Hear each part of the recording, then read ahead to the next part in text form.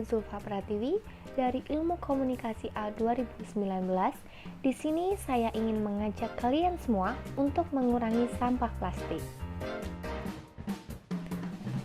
Plastik dapat kita temukan di mana saja dengan mudah.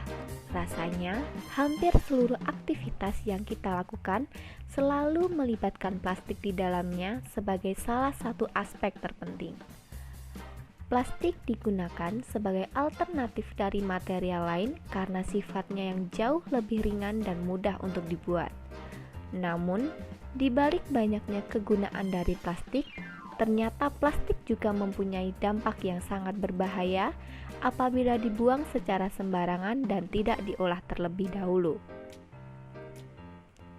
Awalnya, plastik digunakan sebagai solusi untuk mempermudah manusia agar bisa membawa barang dengan mudah dan ringkas tanpa harus membawa beban yang berat seperti aluminium.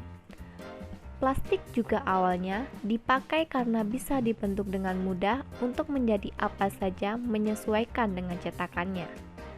Meskipun demikian, penggunaan plastik harus mulai dikurangi karena membawa banyak masalah bagi lingkungan. Saat ini tercatat ada sekitar 322 ton sampah per hari yang diproduksi oleh Indonesia, sehingga Indonesia menjadi urutan kedua penghasil sampah terbanyak di dunia.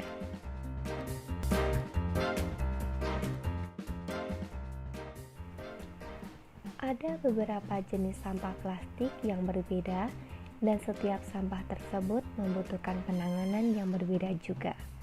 Tidak semua sampah mudah untuk didaur ulang kembali karena ada beberapa jenis yang membutuhkan proses khusus agar bisa digunakan kembali.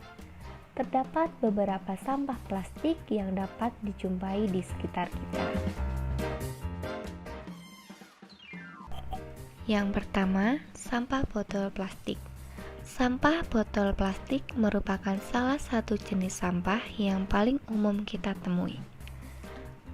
Botol plastik berbahan dasar PET umumnya mempunyai warna bening dan tidak boleh untuk digunakan sebagai tempat penyimpanan minum lebih dari satu kali. Sampah botol plastik mempunyai kandungan yang sangat berbahaya apabila terkena air panas.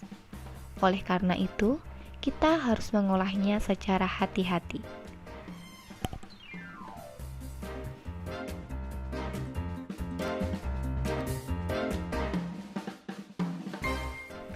Yang kedua, sampah plastik kantong belanja.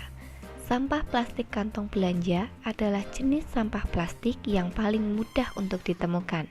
Sampah berjenis kantong plastik belanja biasanya berbahan dasar LDPE atau Low Density Polyethylene agar masih bisa terurai secara alami meskipun membutuhkan waktu yang sangat lama. Hingga saat ini, juga sudah mulai ada banyak alternatif kantong belanja lain yang bisa digunakan agar dapat mengurangi plastik.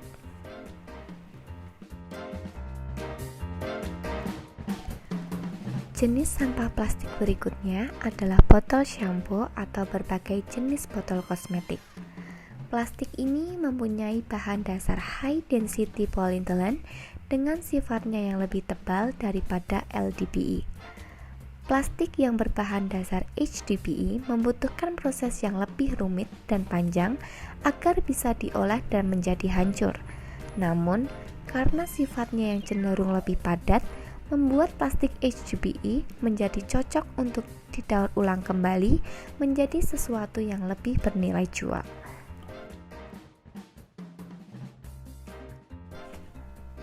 Indonesia adalah salah satu negara yang menghasilkan sampah plastik terbanyak kedua di dunia.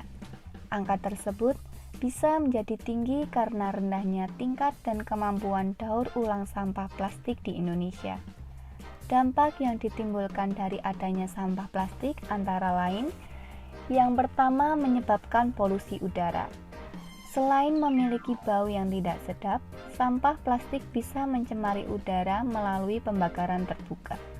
Bahkan, karbon yang dipancarkan dari pembakaran plastik diperkirakan setara dengan polusi pembangkit listrik tenaga batu bara sebesar 189 watt pada akhir tahun 2019.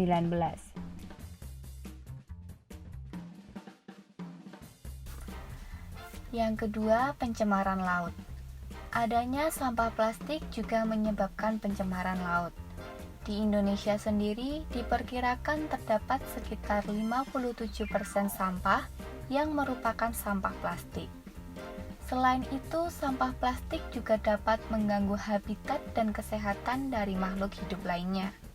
Hal ini dikarenakan hewan bisa secara tidak sengaja mengkonsumsi plastik dan mengakibatkan hewan menjadi mati.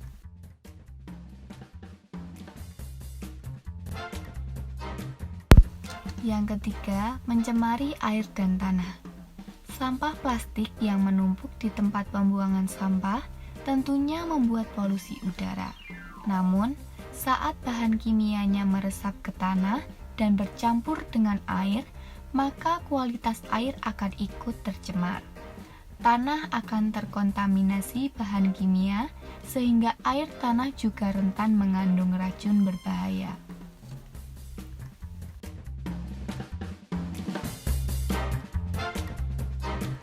Selanjutnya, ada beberapa cara untuk mengurangi sampah plastik. Yang pertama, tidak menggunakan sedotan plastik.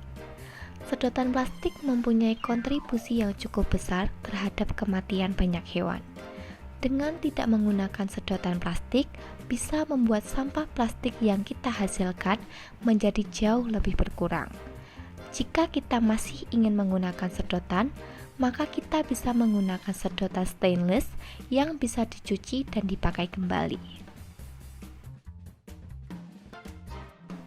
Yang kedua, membawa tas belanja sendiri. Kantong plastik belanja juga menjadi salah satu kontributor terbesar dari sampah plastik yang tersebar di mana-mana. Kantong plastik belanja umumnya hanya bisa digunakan untuk beberapa kali saja dan akhirnya harus dibuang begitu saja. Kita bisa menggantinya dengan menggunakan tas belanja sendiri yang berbahan dasar kain. Selain dapat mengurangi sampah plastik, tas berbahan dasar kain tentunya lebih kuat dan bisa digunakan untuk berulang kali.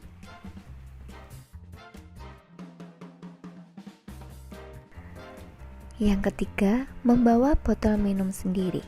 Kita bisa mengurangi penggunaan botol atau gelas plastik dengan menggunakan botol minum kita sendiri. Kita bisa membawa sebuah botol yang berbahan dasar aluminium agar kita bisa menyimpan air minum dingin atau panas dan tahan lebih lama untuk disimpan.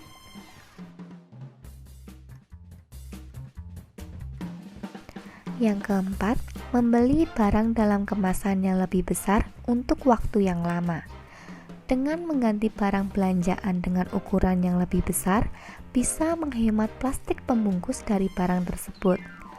Apabila kita biasanya membutuhkan 2 buah deterjen ukuran kecil untuk 2 bulan, maka kita bisa menggantinya dengan 1 buah deterjen berukuran besar dan dengan masa pakai yang lebih lama. 5. Membatasi penggunaan microbeads. Ada banyak sekali bahan dan produk kecantikan yang menggunakan material microbeads di dalamnya. Microbeads adalah sebuah partikel-partikel berukuran kecil yang terbuat dari plastik. Jika terbawa ke dalam air dalam jumlah yang banyak, maka terdapat kemungkinan hewan bisa mengkonsumsi microbeads secara tidak sengaja. Yang keenam, membatasi penggunaan plastik dalam membungkus paket. Saat ini pengiriman paket sudah menjadi hal yang sangat biasa. Kita bisa mengganti plastik sebagai media pembungkus dengan menggunakan kardus ataupun karton sebagai alternatifnya. Hal ini kita lakukan untuk mengurangi penggunaan sampah plastik. Yang ketujuh adalah menggunakan bahan bekas yang bisa dipakai lagi. Apabila kita telah menggunakan sebotol shampoo, maka botol tersebut janganlah dibuang dan kita cukup membalik sampo isi ulang saja dan mengisinya kembali. Hal ini merupakan salah satu cara untuk mengurangi penggunaan sampah plastik.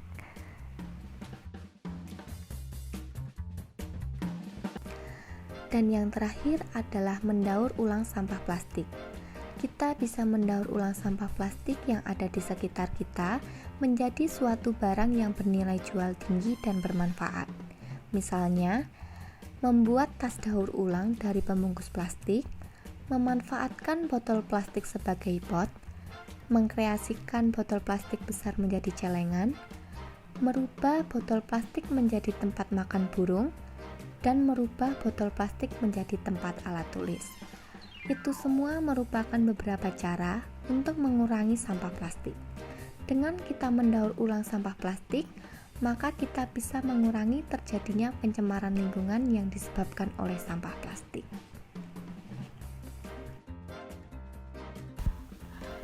Jika kita perhatikan, bahaya sampah plastik tidak hanya merugikan untuk jangka waktu yang panjang. Dampak sampah plastik sudah dirasa merugikan dan terasa pada kehidupan saat ini.